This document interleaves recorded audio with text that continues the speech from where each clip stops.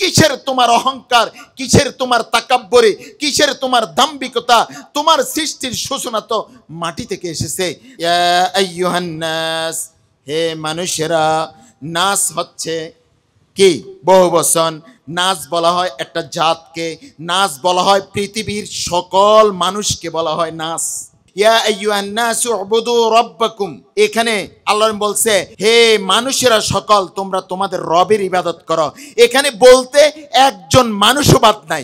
নাস দ্বারা সকল মানুষকে বোঝায়, নাস দ্বারা একটা গোত্রকে বোঝায়, বিশাল জাতিকে বোঝায়।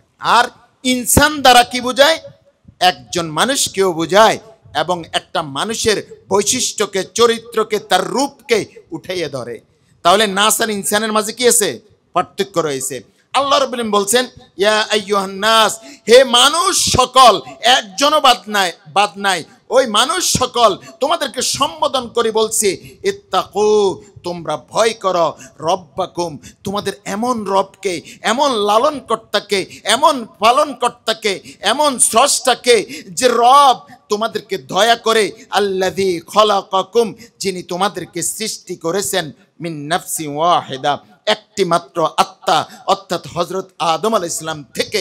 আদম আলাইহিস সালামকে কোথায় থেকে সৃষ্টি করেছেন? এবার আমরা একটু পূর্বের দিকে আসি, তাফসীর করব। মিন নাফসি ওয়াহিদা, অর্থাৎ আদম কোথায় থেকে আসছেন? আমরা আসি, এই পৃথিবীতে মানুষ সৃষ্টির পূর্বে কার বসবাস ছিল? কথা বলবেন সবাই, কার বসবাস ছিল? জিন জাতির। জিন জাতির বসবাস ছিল।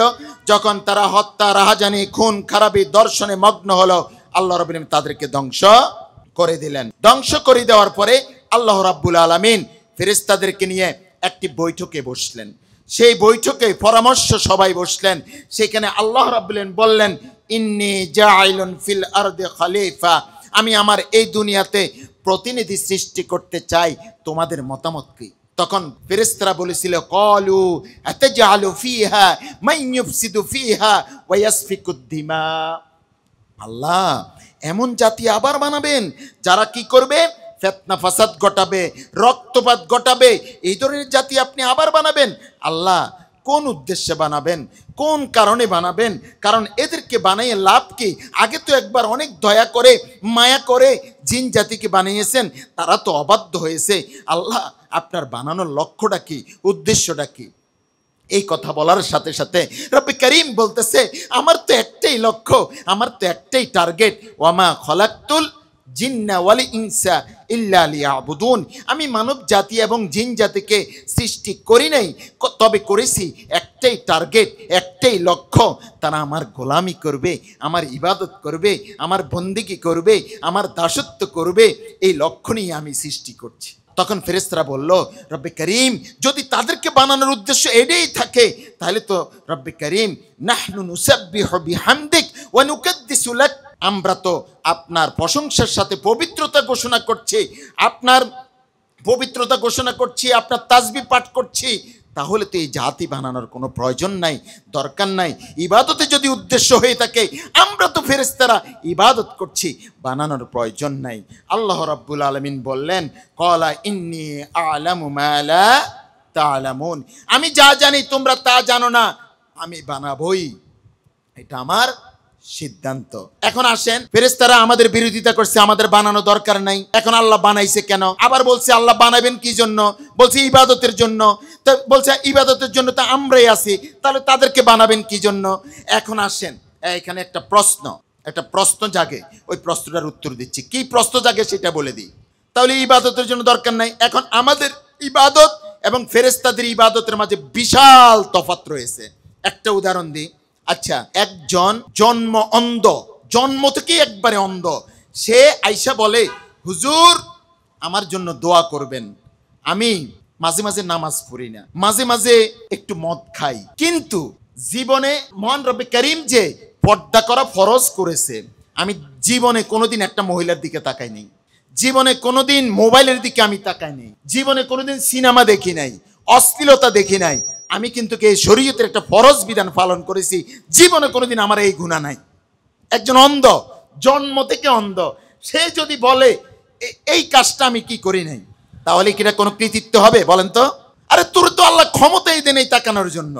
তেমনি ভাবে দেখেন, একজন ফেরেশতার ইবাদত হচ্ছে আল্লাহ রাব্বুল আলামিন একজন ফেরেশতাকে সৃষ্টি করার পরে তাকে কি করছেন? ইবাদতের জন্য সৃষ্টি করছেন। যে সেজদা করে সে সেজদা করে, যে তাওয়াফ করে যে তাওয়াফে করে। অর্থাৎ যাকে যে সেক্টরে যে কাজের যে ইবাদত দিয়েছেন তার সে বেশিও করতে পারে না, কমও করতে পারে না, সে গুনাহও করতে পারে না, গুনাহ করার ক্ষমতা তার নাই। তার জন্য জান্নাত জাহান্নাম আলাদা কোনো হাসর বিচার নাই। কিন্তু রব্বে করিম মানুষকে সৃষ্টি করে এমন ক্ষমতা দিয়েছেন যে সে ইচ্ছা করলে সে ইবাদত বেশি করতে পারে, ইচ্ছা করলে গুনার কাজ করতে পারে। অর্থাৎ ফেরেশতা হচ্ছে ওই অন্ধ ব্যক্তির মতো, তোমাকে তো গুনাহ করার ক্ষমতাই দেয় নাই, তুমি কেমনে গুনাহ করবা? অর্থাৎ ওর ইবাদত এবং মানব জাতির ইবাদতের মাঝে বিশাল কি রয়েছে? পার্থক্য রয়েছে। এই জন্য রব্বে কারীম বলছে ইন্নী আ'লামু মা লা তা'লামুন, আমি যা জানি তোমরা তা জানো না, আমি বানাবোই। এখন আল্লাহ রাব্বুল আলামিন আদম আলাইহিস সালামকে বানাবেন, সিদ্ধান্ত ফাইনাল। এখন কি দিয়ে বানাবেন? তখন রব্বে কারীম তখন দেখলো মনে হয় আমাদেরকে কি দিয়ে বানাইছে বলেন তো? আদম আলাইহিস সালামকে কি দিয়ে বানাইছেন? মাটি দিয়ে বানাইছেন। তখন বাজারে স্বর্ণ, হীরা, রূপা এগুলির দাম ছিল বেশি, এজন্য এগুলি দিয়ে বানান নাই। নাকি আল্লাহর প্রিয় বান্দা বানাবেন, প্রিয় সৃষ্টি বানাবেন, আদম আলাইহিস সালামকে বানাবেন, কি কে বাছাই করে নিলেন বলেন? মাটিকে বাছাই করে নিলেন। কারণ হচ্ছে কি, জিনকে বানাইছেন আগুন থেকে, আগুন লাগাইলে কি নিচে যায় না উপরে যায় বলেন? উপরে যায়। আগুন লাগাইলে কোথায় যায়? উপরে যায়। তাহলে আল্লাহ রাব্বুল আলামিন যে মাটিকে বাছাই করে নিলেন, শয়তান অহংকার করেছে, জিন জাতিকে অবাধ্য হয়েছে, মাটিকে ছেড়ে দিলে নিচে যায়। যেন আমাদেরকে মাটিকে বাছাই করে নিয়েছেন যেন আমরা মাটির মতো বৈশিষ্ট্য হয়। এখন আমরা আসি, আমরা কোরআনকে জিজ্ঞেস করি, কোরআন আমাদেরকে আদম আলাইহিস সালামকে যে মাটি দিয়ে বানাইছো, কোন মাটি দিয়ে বানাইছো? আমি আগে বলেছি আমরা আলোচনাটা হবে সম্পূর্ণ বিশ্লেষণ কোরআনের মাধ্যমে, ক্লাসের মতো করে। এখন আসেন কি মাটি দিয়ে বানাইছে আমরা যদি তাকাই, রব্বে কারীম বলেন ওয়ালাকাদ খলাকনাল ইনসানা মিন সুলালাতিন মিন তিন, মানুষকে আমি সৃষ্টি করেছি সুলালাতিন মিন তিন, মাটির সারাংশ, এখান থেকে একটু, এখান থেকে একটু, এখান থেকে একটু। এখন আসেন আল্লাহ রাব্বুল আলামিন, আমি বলেছিলাম যে আদম আলাইহিস সালামের জন্য এখন মাটি কি করলেন? বিভিন্ন জায়গা থেকে মাটি সংগ্রহ করলেন। আর কি মাটি দিয়ে বানালেন? মাটির সারাংশ মানে কি? এখান থেকে একটু, এখান থেকে একটু, এখান থেকে একটু মাটিটা নিয়ে জমা করলেন। সূরা রুমের 20 নম্বর আয়াতে আল্লাহ রাব্বুল বলেন ওয়া মিন আয়াতিহি খলাকাকুম মিন তুরাবিন, আল্লাহ বলতেছে আল্লাহের সৃষ্টির একটা চমৎকার নিদর্শন হচ্ছে তিনি তোমাদেরকে সৃষ্টি করেছে মিন তুরাবিন, প্রথমে মাটি থেকে, সুম্মা ইযা আনতুম বাশারুন তানতাশিরুন, তারপরে আল্লাহ বলতেছে যে এই আমি তারপরে মানুষ রূপে তোমাদেরকে বিস্তৃত করে দিয়েছি। আসেন এরপরে এই মাটি আল্লাহ রাব্বুল আলামিন সূরা সেজদার 7 নম্বর আয়াতে বলেছেন মাটির বিভিন্ন পর্যায়ে আমি নিয়ে গেছি। ওয়া বাদা খলকাল ইনসানি মিন তিন, একটা জিনিস মনে রাখেন, তুরাবত্ব মাটি, তিনত্ব মাটি। তুরাব হচ্ছে কোন মাটি? তুরাব হচ্ছে যে মাটিটা বালি মাটি, বালির মতো করে, বুঝছেন কিনা, শুকনা মাটিটা। তিন বলা হয় কাদা মাটিটাকে। আল্লাহ বলতেছে আমি মানুষ সৃষ্টির সূচনা করেছি মিন তিন, কোথাও তুরাব বলছেন যে তিন, কাদা মাটি থেকে। এরপর সূরা আনামের 2 নম্বর আয়াত, আমি বিশ্লেষণ পরে করতেছি, আগে আয়াতগুলো ধরেন। আল্লাহ কি দিয়ে আমাদের আদমকে সৃষ্টি করেছেন? সূরা আনামের 2 নম্বর আয়াত আল্লাহ বলছেন হুয়াল্লাযী খলাকাকুম মিন তিন, তিনি তোমাদেরকে সৃষ্টি করেছেন মিন তিন, কাদামাটি থেকে। সূরা সফফাতের 11 নম্বর আয়াত আল্লাহ বলেছেন ইন্না খলাকনাহুম মিন তিনিল লাযিব, আল্লাহ বলতেছে আমি মানুষকে সৃষ্টি করেছি তিনে লাজেব। তিনে লাজেব মানে হচ্ছে যে মাটিটা আঠাল মাটি। আঠাল মাটি বুঝেন তো, যখন শক্ত হয় তখন একটা ফাইটা যায়, আঠাল মাটি। আঠাল মাটি দিয়ে আমি সেই তিন লাজেব যে মাটিগুলোর সারাংশ একসাথ করা হয়েছে এগুলাকে পরে আঠাল করেছি। অর্থাৎ তিন লাজেব আমরা যে ফরোটার যে খামির বানাই না, এটার কত আল্লাহ বল দেখেন ইন্না ওয়ালাকাদ খলাকনাল ইনসানা মিন সলসালিম মিন হামাইম মাসনুন। না তিন লাজেব হচ্ছে যে এই মাটিটা এই যে ফরোটার খামিরের মতো এরকম আঠাল আঠাল আঠাল এরকম হয়ে যায়। এরপরে আল্লাহ বলতেছে দেখেন যে লাকাদ খলাকনাল ইনসানা মিন সলসালিন মিন হামাইম মাসনুন, আমি মানুষকে সৃষ্টি করেছি সলসালিন মিন হামাইম মাসনুন, হচ্ছে ওই মাটিকে বলা হয় যে মাটি পয়সা গইলা দুর্গন্ধযুক্ত হইয়া ফুক্ত হয়ে গেছে। অর্থাৎ যে মাটি ফোক্ত হয়েছে, কেমন ফোক্ত হয়েছে? ওই ফোক্তটা হলো, আপনারা মাটির ডেকসি দেখেন না? আরে মাটির ডেকসি বানায়, মাটির কলসি বানায়, মাটির বিভিন্ন কিছু বানায় না, মাটির ইট দিয়ে ইট বানায়, অনেক শক্ত। বলছে মিন সলসালিম মিন হামাইম মাস্তুন। হামাইম মাস্তুন বলা হয় যে মাটি পয়সা গইলা দুর্গন্ধযুক্ত হইয়া ফুক্ত হয়েছে। ওই মাটি দিয়ে আমি কি করেছি, রব্বে করিম, আমি কি করেছি, আদম আলাইহিস সালাম একটা বডি তৈরি করেছি মূর্তির মতো। কালকে আমরা বাইজিদ ওস্তাদ হাদিস খুঁজতে যাইয়া দেখলাম যে এই মাটির মূর্তি বানাইয়া 40 দিন আল্লাহ রাব্বুল রেখে দিয়েছেন। কয়দিন? মূর্তির মতো বানায়, আরো বিভিন্ন রিওয়ায়াত আছে। তাহলে এরপরে এই মূর্তির মতো রেখে দিয়েছেন। আদম আলাইহিস সালামকে বানাইলেন, মাটি থেকে বানাইলেন। কিসের তোমার অহংকার, কিসের তোমার তাকাব্বুরি, কিসের তোমার দাম্ভিকতা? তোমার সৃষ্টির সূচনা তো মাটি থেকে এসেছে। তাহলে এই মাটি হামাইম মাস্তুন, এই ফসলা দুর্গন্ধযুক্ত মাটিকে যখন একটা মূর্তির মতো বানাইলেন, এই মূর্তির মতো সূরা আর রহমানের 14 নম্বর আয়াতে আল্লাহ বলছেন খালাকাল ইনসানা মিন সলসালিন কাল ফাখর। এই মাটিটা কি হয়ে গেল? এখন ঠনঠনে আওয়াজ। কলসির মধ্যে যে ফোরানো কলসি এবং ডেক্সির মাঝে যখন এভাবে দেন তখন ঠনঠনে আওয়াজ হয়, এখন হয়ে গেছে এটা ঠনঠনে আওয়াজ। অর্থাৎ আদম আলাইহিস সালামের এই মূর্তির মতো এটা হয়ে গেল। এটার মাঝে যখন আল্লাহ রাব্বুল আলামিন ওয়া নুফিকা ফির রূহ, রূহ ফুৎকার দিলেন, আদম আলাইহিস সালাম হয়ে গেল। তাহলে আমরা মিন নাফসি ওয়াহিদার তাফসীর করছি কোরআন দিয়ে, আমরা গল্প আকারে বলবো না, পুরোটা গল্পই কোরআনের আকারে বলা যাবে, কোরআন দিয়ে বলা যাবে। তাহলে আসেন, ওয়া নুফিকা ফির রূহ, আদম আলাইহিস সালাম হয়ে গেলেন।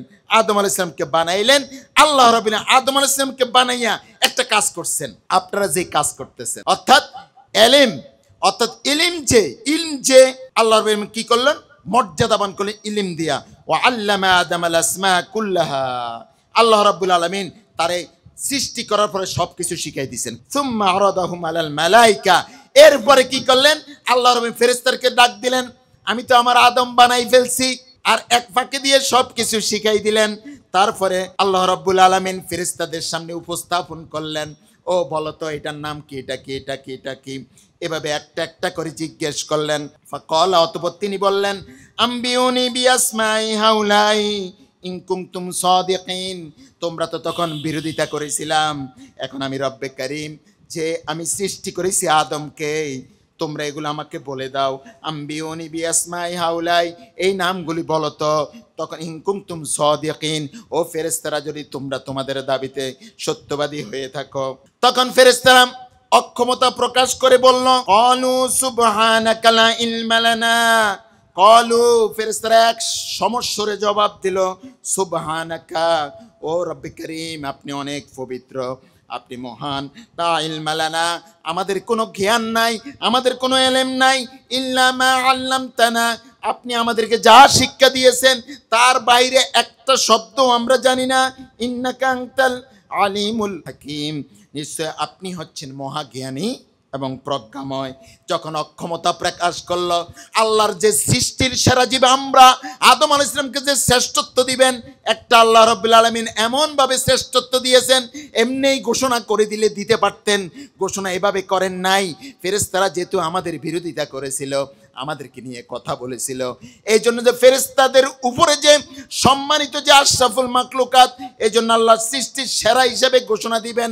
ঘোষণা দেওয়ার জন্য আদম আলাইহিস সালামকে এবার ডাক দিলেন। আল্লাহ বললেন, ফেরেশতাদের সামনে বললেন, আদম আলাইহিস সালাম বললেন, ক্বালা ইয়া আদম, হে আদম, আম্বিহুম, তাদেরকে তুমি কি করো, হে আদম অবহিত করো, বিআসমাইহিম, এই নামগুলি তুমি বলে দাও তো। ফালাম্মা আম্বাহুম বিআসমাইহিম, তখন প্রত্যেকটা একে একে বলে দিচ্ছে প্রতিটা নাম, এটা আম গাছ, এটা জাম গাছ, এটাই এটাই এটাই। আরে বুঝছেন কিনা? সব যখন নাম বলে দিচ্ছে, তখন কলা, আল্লাহ বললেন, আলাম আকুল লাকুম, আমি কি তোমাদেরকে বলিনি, ইন্নী আ'লামু গায়বাস সামাওয়াতি ওয়াল আরদ, আমি আসমান এবং জমিনের অদৃশ্য বিষয় আমি অধিক জানি। ওয়া আ'লামু মা তুবদুনা ওয়া মা কুনতুম তাকতুমুন, তোমরা যা প্রকাশ করো, তোমরা যা গোপন করো, সব আমি জানি, আমি রব্বে কারীম জানি। সূরা বাকারার 33 নম্বর আয়াত। আসেন, এখন শ্রেষ্ঠত্ব কে হয়ে গেল? ফেরেশতারা জবাব দিতে পারে নাই, আদম আলাইহিস সালাম জবাব দিয়েছেন। এখন আদমকে কি করলেন? শ্রেষ্ঠত্ব দিবেন। এখন আসেন সূরা বাকারার 34 নম্বর আয়াত। আল্লাহ রাব্বুল বলতেছেন ওয়া ইয কুলনা লিল মালাইকাতি ইসজুদু লি আদম, ও আমার ফেরেশতারা, ওয়া ইয কুলনা যখন আমি বললাম লিল মালাইকাতি ফেরেশতাদেরকে, উসজুদু তোমরা সিজদা করো লি আদম আদমকে, ফাসাজাদু সকলে সিজদা করলো ইল্লা ইবলিসা কে ব্যতীত, ইবলিস ব্যতীত সকলে সিজদা করলো, আবা ওয়াস্তাকবারা এবং সে অস্বীকার করলো এবং অহংকার করলো, ওয়া কানা মিনাল কাফিরিন সে কাফেরদের অন্তর্ভুক্ত। তাহলে আসেন ফেরেশতাদের লিডার ছিল কে? ফেরেশতাদের লিডার ছিল কে? কারণ কেমনে লিডার হয়েছে বলেন তো? কারণ ও জিন জাতির মধ্যে ছিল। একটু আগে যে আমি যে উদাহরণটা টেনেছি যে সে তো জিন জাতিদের মধ্যে ছিল, আর জিন জাতিদের মধ্যে থাকার কারণে সে সোয়াব বেশিও করতে পারতো, গুনাহ করারও তার ক্ষমতা ছিল, কিন্তু ফেরেশতাদের তো সোয়াব ইচ্ছা করলে বেশি করার ক্ষমতা ছিল না। এই জন্য সে এক পর্যায়ে আমল করতে করতে ফেরেশতাদের কি হয়ে গেল? লিডার হয়ে গেল। এই জন্য আল্লাহ রাব্বুল আলামিন বললেন কি, আমি তোমাদেরকে ওয়াইদ কুলনা আমি বললাম লিল মালাইকা ফেরেশতাদেরকে উসজুদু লি আদমা আদমকে তোমরা সিজদা করো, ফাসাজাদু সকলে সিজদা করলো ইল্লা ইবলিসা কে ব্যতীত বলেন? ইবলিস ব্যতীত, আবা ওয়াস্তাকবারা এবং সে কি করলো? অস্বীকার করলো এবং অহংকার করলো, ওয়া কানা মিনাল কাফিরিন সে কাফিরদের অন্তর্ভুক্ত হয়ে গেল। আমরা যদি দেখতে পাই, তারপরে আমরা যদি এখানে দেখেন, এখান থেকে আমরা ধারাবাহিক যদি এখানের কাহিনীটা আপনাদেরকে গল্প আকারে বলতে চাই, সূরা আরাফের 12 নম্বর আয়াত থেকে আসেন। সিজদা করতে অস্বীকার করলো, অস্বীকার করার সাথে সাথেই আল্লাহ রাব্বুল আলামিন ইবলিসকে ডাক দিলেন। আল্লাহ রাব্বুল আলামিন বললেন, ক্বালা আল্লাহ বললেন, মা মানাক তোকে কে বারণ করলো, তোকে কে নিষেধ করলো? ক্বালা মা মানাক তোকে কে মানা করলো? এই মানা করলো, মানাক একটু বাংলায় বলছে রে আল্লাহ, আপনারা মাঝে মাঝে যেন বুঝেন নাকি। মানাক অর্থাৎ আমরা বাংলায় মানা বলি না। ক্বালা মা মানাক তোকে কে মানা করলো, তোকে কে বারণ করলো, তোকে কে নিষেধ করলো? আল্লাহ তাসজুদা সিজদা করতে আমার তো যখন আমি রব্বে করিম তোকে নির্দেশ দিয়েছি। সে বলল, আনা খায়রুম মিনহু আমি তো তার থেকে সেরা। এই শয়তান কি বলছে? আমি তো তার থেকে সেরা, কারণ আমার সামনে আদমকে আপনি সুলালাতিন মিন তিন ওই মাটির সারাংশ থেকে, কাদা মাটি থেকে আপনি বানাইছেন। কি মাটি দিয়ে বানাইছেন? আমি দেখছি যে হামাইম মাসনুন আপনি ওই মাটি থেকে বানাইলেন। তাহলে আমার সামনে মিন তিন লাজেম এই সমস্ত মাটিকে বিভিন্ন আকৃতি ধারণ করে আপনি তো আমার সামনেই বানাইলেন, আমারে বানাইলেন আগুন থেকে। আমি কেমনে তাকে সেজদা করি? আমার একটা ফেস্টিজ রয়েছে না? এই হলো অহংকার। কার বৈশিষ্ট্য বলেন? অহংকার কার বৈশিষ্ট্য? তাহলে কলা সে বলল, আনা খায়রুম মিনহু আমি তার থেকে সেরা। সে কলার লড়াই একটু বাপ নে, বুঝছেন কিনা? খলাকতানি বাপ নিয়ে কি বলে দেখেন, শয়তান বাপ নিয়ে বলতেছে খলাকতানি মিন নার, খলাকতানি ও আল্লাহ গো আপনি তো আমাকে সৃষ্টি করছেন মিন নার কোথায় থেকে? আগুন থেকে। ও খলাকতাহু মিন তিন আর তারা বানাইছেন ওই মাটি থেকে, কাদা মাটি থেকে, মাটি থেকে তাকে বানাইছেন। তাহলে আমাকে বানাইছেন আগুন থেকে, তাকে বানাইছেন মাটি থেকে। আমি কেমনে সেজদা করি? আমার একটা কি আছে না, আমার একটা বাপসাব আছে না, আমি কেমনে করি? এই কথা বলার সাথে সাথে আল্লাহ রাব্বুল আলামিন ওই ইবলিসকে বললেন, ক্বালা আল্লাহ বললেন, ফাহবিত মিনহা এখান থেকে নেমে যা, ফামা ইয়াকুনু লাক তোর কোনো অধিকার নাই আনতা তাকাব্বারা ফিহা এখানে তাকাব্বুরি করার, অহংকার করার, দাম্ভিকতা করার তোর কোনো অধিকার নাই। ফাখরুজ ইন্নাকা মিনাস সাগিরিন ছোট লোকের বাচ্চার মতো বাইর হয়ে যা। কি? ছোট লোকের বাচ্চার মতো বাইর হয়ে যা। ফাখরুজ বের হয়ে যা, ইন্নাকা মিনাস সাগিরিন ছোট লোকের বাচ্চার মতো বের হয়ে যা। অর্থাৎ দেখেন, তুই নেতা হিসেবে নয়, কারণ হচ্ছে কি নেতা যখন জেলখানা যায়, যখন যায় তখনও সম্মানিত থাকে, আবার নেতা যখন জেলখানা থেকে বের হয় হাজার হাজার মানুষ তাকে কি গলার মালা দিয়ে তাকে রিসিভ করে। নেতা ভিতরে থাকলেও সম্মানিত, বাইরে হইলেও সম্মানিত হয়। অর্থাৎ তুই ফেরেশতাদের লিডার ছিলি, এটা এখন সম্মানের কিছু না। ফাবিত মিনা এখান থেকে নেমে যা, ফামাইয়া কুনুলাক তোর কোনো অধিকার না, আনতা তাকাব্বারা ফিহা এখানে তাকাব্বুরি করার, অহংকার করার কোনো অধিকার নাই। ফাখরুজ ইন্নাকা মিনাস সাগিরিন ছোট লোকের বাচ্চার মতো বাইরে যা, অদমের মতো বের হয়ে যা। অর্থাৎ এখানে তুই নিকৃষ্ট হয়ে বের হ। বুঝতে পারছেন? এমন না যে নেতাগিরি তোর আর নাই, শেষ, বের হয়ে যা। কলাম এখন এই শয়তান এখন একটু বলে কি, আল্লাহ একটু থামেন, আমার একটু কথা আছে। কি কথা? কামিনা ফেরেশতাদের লিডার ছিলাম, আপনার সেরা বান্দা ছিলাম, আমার এর বিনিময় দিয়া দেন। বুঝতে পারছেন কি? এর বিনিময় দেন। কলা, তিনি বলেন, মানে শয়তান বলে, আনজিরনি, আমাকে অবকাশ দিন, ইলা ইয়াউমি ইউবাসুন, আপনি আমাকে পুনরুত্থান দিবস পর্যন্ত অবকাশ দিন। ওই যে আমি আমল করেছি আখলাক, আমার যে ইবাদতের বিনিময় দিয়া দেন। এই ইবাদতের বিনিময় কি চাও?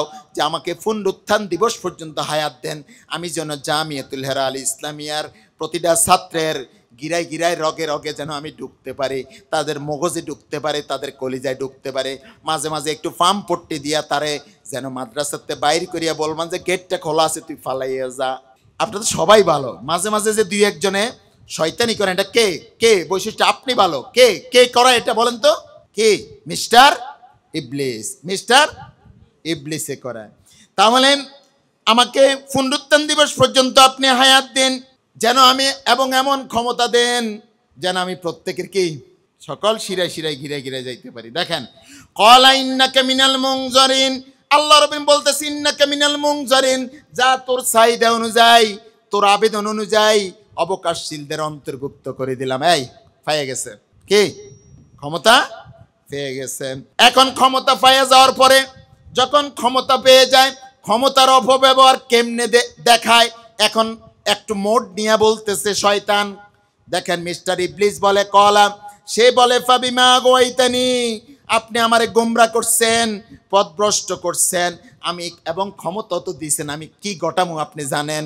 লা কুদান্না, আল্লাহ তাকিদ বানুনে তাকে সকিলাদার ফেলে মুস্তাকবেলে মারুফের সিগা, লা কুদান্না, অবশ্যই অবশ্যই আমি বসে থাকবো, অর্থাৎ অবশ্যই আমি বসে থাকবো, লাহুম সিরাতাকাল মুস্তাকিম, যারা সরল সঠিক সোজা রাস্তার দিকে যাবে, যারা ইসলামের রাস্তা যাবে, কোরআনের রাস্তা যাবে, দ্বীনের রাস্তা যাবে, আমল আখলাকের রাস্তা যাবে, নামাজের রাস্তা যাবে, ইসলামের দ্বীনের কাজে রাহবারের ভূমিকায় থাকবে, আমি সিরাতাকাল মুস্তাকিম, আমি সরল সঠিক সোজা রাস্তায় শক্ত করে বসে থাকবো, তাকে যাইতে দিব না।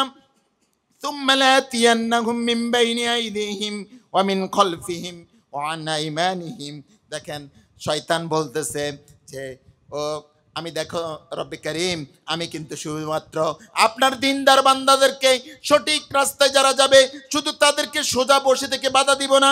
সুম্মা লাতিয়ান্নাহুম মিন বাইনি আইদিহিম, আমি আসবো তাদেরকে বাধা দেওয়ার জন্য, তাদের সামনের দিক থেকে এসে বাধা দিব, ওয়ামিন খলফিহিম, তাদের পিছন দিক থেকে আমি টেনে ধরে থাকবো, যাইস না নামাজের রাস্তায়, যাইস না মাদ্রাসায়। যখন বাসায় যায়, যখন বিভিন্ন অজুহাত দিয়ে, আম্মু আর একদিন পরে যাই, এই কাজটা রয়েছে, এই কাজটা রয়েছে, শরীরটা ভালো লাগতেছে না, শরীরটা কেমন কেমন ম্যাচ ম্যাচ করতেছে, বিভিন্ন অজুহাতগুলো শয়তান বুদ্ধি দিয়ে দেন।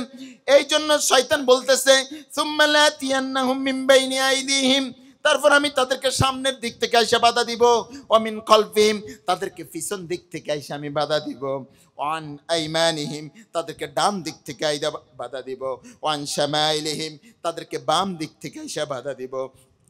আর রেজাল্ট কি দাঁড়াবে আল্লাহ জানেন, ওয়ালা তাজিদু আকসারাহুম শাকিরিন, আপনি অধিকাংশ বান্দাকে কৃতজ্ঞশীল বান্দা হিসাবে আপনি পাবেন না। বুঝছেন? শয়তান চ্যালেঞ্জ করছে, আস্তে আস্তে সব আমার দলে নিয়ে যাব। তাহলে এই কথাগুলো আল্লাহ রাব্বুল আলামিন পবিত্র কোরআনে আনার কারণ কি?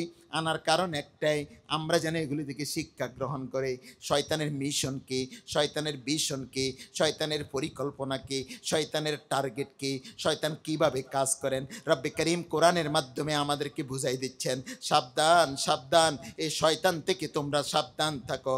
এই শয়তান থেকে বাঁচতে চাও, তাহলে সাথে সাথে আউযুবিল্লাহি মিনাশ শাইতানির রাজিম, শয়তান থেকে আশ্রয় চাইতে হবে। আর প্রতিটি কাজের শুরুতে যদি বিসমিল্লাহ পড়ো, শয়তান থেকে তুমি মুক্ত থাকবা। কারণ হচ্ছে প্রতিটি কাজের শুরু যেন আমাদের বিসমিল্লাহ হয়। রাসূল আকরাম সাল্লাল্লাহু আলাইহি ওয়াসাল্লাম বলেন, কুল্লু আমরিন যিবালিন লাম ইউবদা ফিহি বিসমিল্লাহি ফাহুয়া আকতাউ ওয়া আবতারু, যে সমস্ত কাজ বিসমিল্লাহ ছাড়া শুরু করা হয় সেটা হয় লেস কাটা, অসম্পূর্ণ, বরকতশূন্য। আমাদের কাজগুলিকে যদি বরকতপূর্ণ করতে হয় তাহলে বিসমিল্লাহ দিয়ে শুরু করতে হবে। অন্য হাদিসে এসেছে, মান ক্বালা বিসমিল্লাহির রহমানির রহিম ইয়াদুবুশ শাইতানু কামা ইয়াদুবুর রুসাসু ফিন্নার, যে ব্যক্তি বিসমিল্লাহ বলে কোনো কাজ শুরু করে শয়তান বিগলিত হয়ে যায়, নিঃশেষ হয়ে যায়।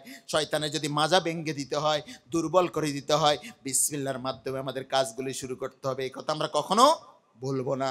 যত সালফে সালিন মুস্তাহিদিন মুস্তামবিতিন তাদের যত কাজের সূচনা করতেন বিসমিল্লাহ দিয়ে করতেন। এই জন্য আমাদের জীবনের প্রতিটি মুহূর্তে প্রতিটি কাজ আমরা বিসমিল্লাহ দিয়ে শুরু করবো ইনশাআল্লাহ। মনে থাকবে তো ইনশাআল্লাহ? তাহলে আসেন আমরা এখানে তাহলে শয়তান কিভাবে প্রতিহত করে আমরা সেটা কোরআনের মাধ্যমে আমরা আলোচনা করলাম।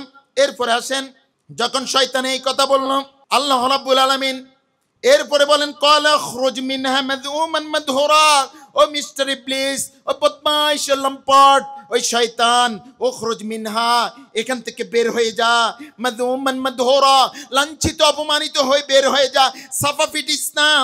আমি রব্বে কারীম ঘোষণা দিচ্ছি লামান তাবিয়াকা মিনহুম, তাদের মধ্য থেকে যে তোর অনুসরণ করবে, যে তোকে মানবে, তোর চক্রান্তে শামিল হয়ে যাবে, তোর আনুগত্য যে করবে, আমি রব্বে কারীম ঘোষণা দিচ্ছি লা আমলাআন্না জাহান্নামা মিনকুম আজমাইন, আমি রব্বে কারীম ওই তোমাদের সকলকে, তোকে এবং তোর অনুসারীদের সকলকে দিয়ে আমি জাহান্নামকে পূর্ণ করব। আমরা যদি শয়তানের অনুসরণ করি, যদি শয়তানের পাল্লায় যদি আমরা পড়ি, তাহলে আমাদের অবস্থান কোথায় হবে বলেন? জাহান্নাম। সাবধান, আমরা শয়তান থেকে বেঁচে থাকা লাগবে। যে আমরা এখানে দেখেন তাহলে আমরা কোন কথা বলতেছিলাম? আমরা সৃষ্টির প্রথম ধাপে আছি, যে মাটি থেকে আল্লাহ রাব্বুল কি করলেন? আদম আলাইহিস সালামকে সৃষ্টি করলেন। আদম আলাইহিস সালামকে সৃষ্টি করার পরে যে কাহিনীটা হয়েছে ওই গল্পটা আমরা বলতেছি কোরআনের আঙ্গিকে, নাকি? জি। তাহলে এখন আদম আলাইহিস সালামকে এইটুক পর্যন্ত হওয়ার পরে আল্লাহ রাব্বুল আলামিন আদম আলাইহিস সালামকে সৃষ্টি এরপরে কি করছেন? আদম আলাইহিস সৃষ্টি পরে আমরা পরের অংশটা কি ছিল? আমি সৃষ্টি চারটি ধারাবাহিকতার আমরা প্রথমটি আলোচনা করতেছি। দ্বিতীয় ধাপটা কি বলছি? ও খলাকা মিনহা জাওজাহা, অর্থাৎ প্রাণী থেকে প্রাণী সৃষ্টি বর্তমান সিস্টেম অনুযায়ী নয়, অর্থাৎ আদম আলাইহিস সালাম থেকে হাওয়া আলাইহিস সালামকে সৃষ্টি করেছেন। ও খলাকা মিনহা জাওজাহা, অর্থাৎ আদম থেকে হাওয়া আলাইহিস সালামকে বানাইছেন। কেমনে বানাইছেন? ও খলাকা মিনহা জাওজাহা, আদম আলাইহিস সালাম ঘুমের মধ্যে নিমজ্জিত ছিলেন। আদম আলাইহিস সালাম ঘুমের মধ্যে নিমজ্জিত ছিলেন, তার বাম পাজরের হাড় থেকে হাওয়া আলাইহিস সালামকে সৃষ্টি করলেন। যখন হাওয়া আলাইহিস সালাম ঘুম থেকে উঠে দেখে পাশে হযরত হাওয়া আলাইহিস সালাম, খুব খুশি হয়ে গেলেন। বুঝতে পারছেন কিনা? জাস্ট এর পরবর্তী দুইজনের মাঝে কি হলো? বিবাহ হলো। এরপরে এই দুইজন সৃষ্টি হওয়ার পরে আসেন কি হলো? এখন আদম আর হাওয়া এই দুইজনকে কেন্দ্র করে আল্লাহর নির্দেশনা দিচ্ছেন। কি নির্দেশনা দিচ্ছেন? আমরা কিন্তু গল্প বলতেছি। কি বলতেছি? আর গল্পটা টোটাল কোথায় থেকে বলতেছি? আমরা কোরআন থেকে বলতেছি। দেখেন এরপরে আদম আর হাওয়া এখন দুইজন, এই দুইজনকে সৃষ্টি করার পরে আল্লাহ রাব্বুল আলামিন বলতেছি ইয়া আদম উসকুন আনতা ওয়া যাওজুকাল জান্নাহ, হে আদম তুমি এবং তোমার স্ত্রীকে নিয়ে জান্নাতে বসবাস করো। ও আদম তুমি এবং তোমার বউকে নিয়ে কোথায় বসবাস করো? জান্নাতে বসবাস করো। ফাকুলা, তাসনিয়ার সিগা, ফাকুলা তোমরা দুইজনে খাও, মিন হাইসু শি'তুমা, তোমাদের দুইজনে তোমরা সেখান থেকে ইচ্ছা মতো মনে যা চায় তা খাও। ওয়ালা তাকরাবা হাদিহিশ শাজারা, ওই যে দেখা যায় একটি গাছ, এটা তো খাওয়া দূরের কথা, এটার ফল ফুল খাওয়া দূর কথা, বরং এটার কাছেও যাবা না। এই সব জান্নাতে যত ফল বলে যত নাজ নিয়ামত রয়েছে সব তোমরা ভক্ষণ করো, তবে ওয়ালা তাকরাবা হাদিহিশ শাজারা, ওই যে একটি গাছ দেখা যায় ওই গাছের কাছেও যাবা না, একটা নিষেধ করে দিলেন। যদি যাও ফাতাকুনা মিনাজ জালিমিন, তাহলে কি হয়ে যাবা? জালেমদের অন্তর্ভুক্ত হয়ে যাবা। আল্লাহ রাব্বুল আলামিন নির্দেশনা দিয়ে দিলেন, তাহলে জালেমদের অন্তর্ভুক্ত হয়ে যাবা। এখন তো শয়তান তো কি হইল? এই শয়তান আগে চ্যালেঞ্জ করছে না যে আমি তো কি করতে দিব না, শান্তিতে থাকতে দিব না। এখন আসেন ফাওয়াসওয়াসা লাহুমাশ শাইতানু, ফাওয়াসওয়াসা লাহুমাশ শাইতানু, শয়তান ওয়াসওয়াসা দিল, পরিচিত করল লিউবদিয়া লাহুমা মা উরিয়া আনহুমা মিন সাওয়াতিহিমা, যে যেন তার গোপন লজ্জাস্থান যেন প্রকাশ করে দিতে পারেন, এই জন্য শয়তান প্ররোচনা দিল। এবং শয়তান এত ভদ্র হিতাকাঙ্ক্ষী সাজলো। কিভাবে সাজলো দেখেন, আল্লাহ বলতেছেন, যে কোরআনে নিয়ে আসছে ঘটনাটা। অকলা, শয়তান আইসা বলতেছে, অকলা মানাহাকুমা আদম এবং হাওয়া আলাইহিস সালামের কাছে আয়েশা বলতেছে, মা নাহাকুমা, তোমাদেরকে তো নিষেধ করেনি রব্বুকুমা, তোমাদের রব ওই গাছের ফল খাইতে নিষেধ করেনি, আন হাদিহিস শাজারা, এই গাছ থেকে তোমাদেরকে নিষেধ করেনি, ইল্লা, তবে করছে কেন করছে জানো, আন তাকুনা মালাকাইন আও তাকুনা মিনাল খালিদিন। হয় শয়তান এসে এখন খুব ভদ্র সাজছে, একমাত্র আমি তোমাদের হিতাকাঙ্ক্ষী আছি। দেখো আসলে তো রব তোমাদেরকে ওই গাছের ফল খাইতে নিষেধ করে নাই, বরং নিষেধ করেছে যে এই জন্য নিষেধ করছে, ওই গাছের ফল যদি তোমরা খাও তাহলে তোমরা আবার ফেরেশতা হয়ে যাও, নাকি জান্নাতের চিরস্থায়ী বাসিন্দা হয়ে যাও, এই জন্য কি করেছে, নিষেধ করেছে। বলো বরং এটা যদি খাও তাহলে তোমাদের ফজিলত হলো চিরস্থায়ী জান্নাতে থাকতে পারবা, আর যদি এটা না খাও তাহলে তোমাদেরকে ওই দুনিয়া নামক একটা জায়গা আছে সেখানে ফাটাই দিবে, সেখানে যে চাকরি বাকরি করা লাগবে, জামিয়াতুল হেরা আল ইসলামিয়া দেশে আবাসিক থাকা লাগবে, 1 মাসে একবার বাসায় যাওয়া লাগবে, কত কষ্ট আর কষ্ট। এই ধরনের কষ্ট থেকে বাঁচার জন্য তোমরা কি করো, আরে আদম আলাইহিস সালাম নাইলে আদম আলাইহিস সালাম সন্তান তো আমরা নাকি, এভাবে বিভিন্নভাবে ওয়াসওয়াসা দিল। এই কথা যখন আদম হাওয়া বিশ্বাস করছেন না, তখন সাথে সাথে সে কসম খাইলো, কসামাহুমা, শয়তান তাদের দুইজনের কাছে যাইয়া কসম খাইলো এভাবে, ইন্নী লাকুমা লামিনান নাসিহিন, আমি তোমাদের একমাত্র হিতাকাঙ্ক্ষী, আমি একমাত্র কল্যাণকামী হিতাকাঙ্ক্ষী, তোমাদের কল্যাণ চাই, তোমাদের ভালো চাই, এই জন্য তোমাদেরকে নসিহত করতেছে, আমার মতো নসিহতকারী আর কেউ নাই। আরে তোমরা যদি আমার কথাটা শুনতা তোমরা জান্নাতের চিরস্থায়ী বাসিন্দা হয়ে যেত। অভিনয় করতেছে বুঝছিনি, চোখের পানি আসে টিস্যু দিয়ে মুছে, বুঝতেছেন না কি, এভাবে অভিনয় করে করে কি করতেছে, প্রতারণা করলাম।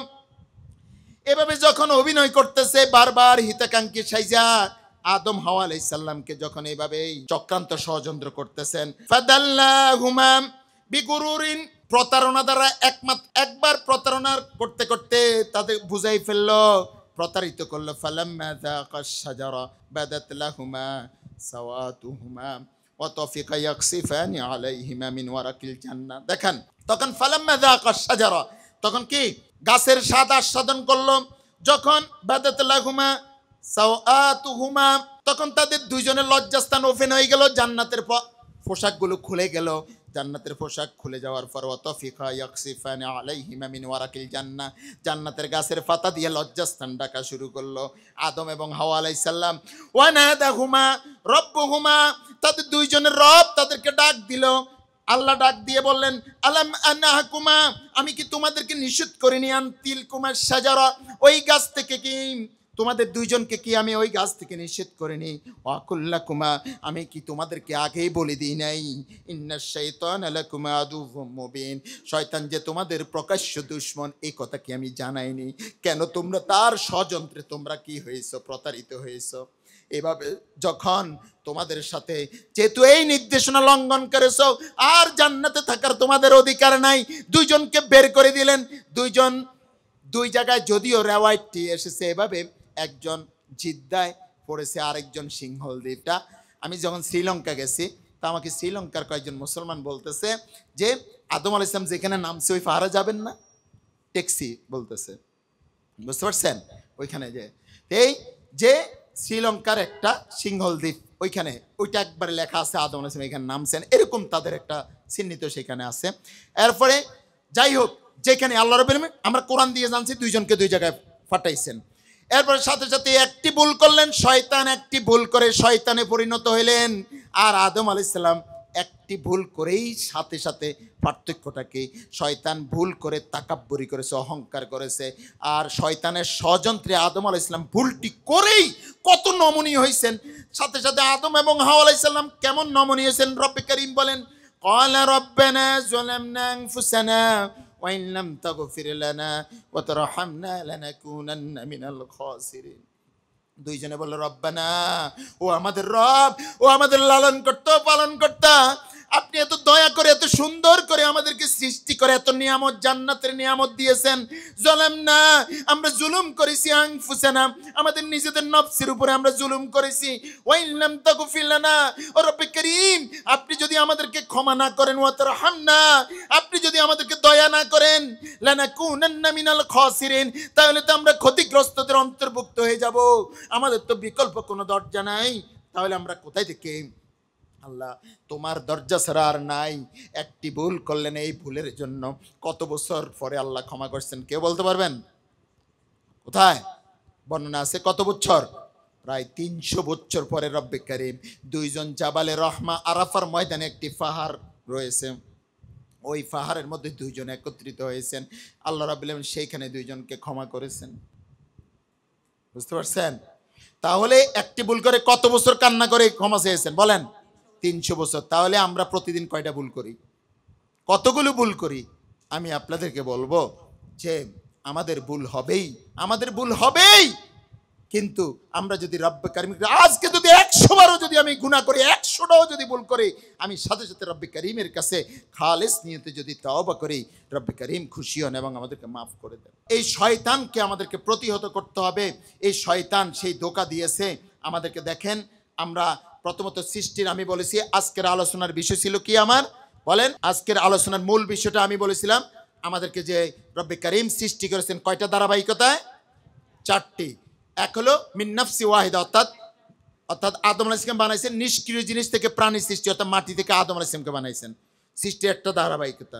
2 নাম্বার খলাকা মিনহা যাওজাহা, প্রাণী থেকে প্রাণী সৃষ্টি বর্তমান সিস্টেম অনুযায়ী নয়, অর্থাৎ আদম থেকে হাওয়া আলাইহিস সালামকে বানাইছেন, এটা সৃষ্টির ভিন্ন একটা স্টাইল।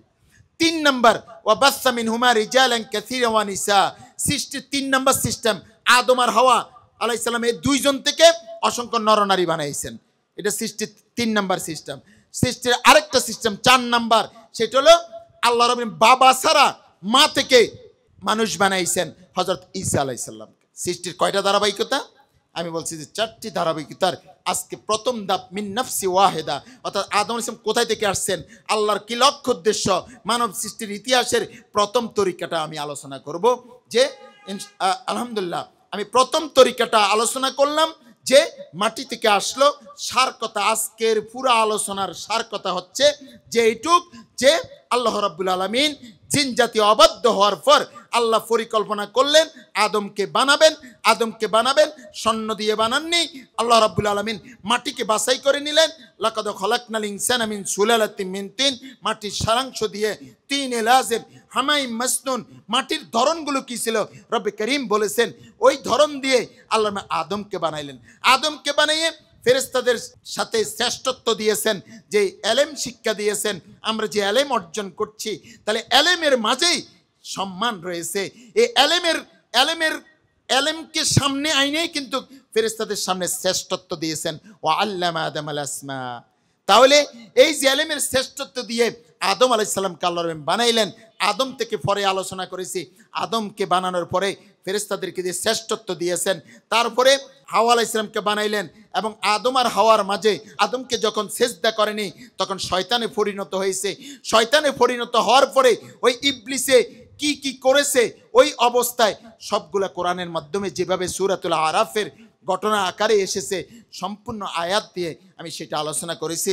বিশেষ করে আমি আমাদের প্রিয় ছাত্র এবং মুসল্লিয়ান ইকরাম আপনাদেরকে বলবো যে আমরা রব্বে করিম আমাদেরকে দয়া করে সৃষ্টি করেছেন, মায়া করে সৃষ্টি করেছেন তার একটি লক্ষ্য উদ্দেশ্য নিয়ে, যে ওমা খলাকতুল জিন্না ওয়াল ইনসা ইল্লা লিয়াবুদুন, আমি মানব জাতি এবং জিন জাতিকে সৃষ্টি করিনি, তবে করেছি একটি লক্ষ্য, একটি উদ্দেশ্য, একটি টার্গেট, তারা আমার গোলামি করবে, ইবাদত করবে, বন্দেগী দাসত্ব করবে। অর্থাৎ ইবাদত হচ্ছে আমার জীবনের প্রতিটি মুহূর্ত, প্রতিটি কাজই হচ্ছে ইবাদত। আমার চাকরি ইবাদত, আমার ব্যবসা ইবাদত, আমার পড়ালেখা ইবাদত, আমার হাঁটা চলা ইবাদত, আমার ঘুমানো ইবাদত, আমার বাথরুমে যাওয়া ইবাদত, আমার প্রতিটি কাজই ইবাদত। শর্ত হলো ইন্নামাল আমালু বিন্নিয়াত, প্রত্যেকটি যদি নিয়তের সাথে কোরআন এবং সুন্নাহ অনুযায়ী, ইসলাম অনুযায়ী আমরা যদি করি, আমাদের প্রতিটি কাজে হচ্ছে ইবাদত। আল্লাহ রাব্বুল যেন আমাদের প্রতিটি কাজে নিয়তকে বিশুদ্ধ করে আমরা যদি ইবাদত হিসাবে এটাকে নিয়ত করি, আমাকে তো ঘুমাইতেই হবে, আমি ডান কাত হয়ে দোয়া পড়ে ঘুমাই না, সারাটা রাত ইবাদত হিসেবে লেখা হবে। আমি বাথরুমে ঢুকছি, বাম পা দিয়ে ঢুকি না, দোয়া পড়ে ঢুকি, যতক্ষণ বাথরুমে অবস্থান করব সবটাই আমার ইবাদত। আমার প্রতিটা কাজ যদি আমি নিয়তকে পরিশুদ্ধ করি, প্রতিটি কাজই তো আমার ইবাদত। রব্বে করিম আমাদেরকে এই ইবাদত এর জন্য সৃষ্টি করেছেন, সেই ইবাদত যেন আমরা রব্বে করিমের গোলামি যদি আমরা করতে পারি, তাহলেই আমরা সফল হব। সফলতা তো ইবাদতের মাঝে, সফলতা তো ইমানের মাঝে, সফলতা তো ইসলামের মাঝে আমরা সফল হতে চাই। আল্লাহ রাব্বুল আলামিন আমাদের সকলকে কবুল করুন, দ্বীনের জন্য কবুল করুন।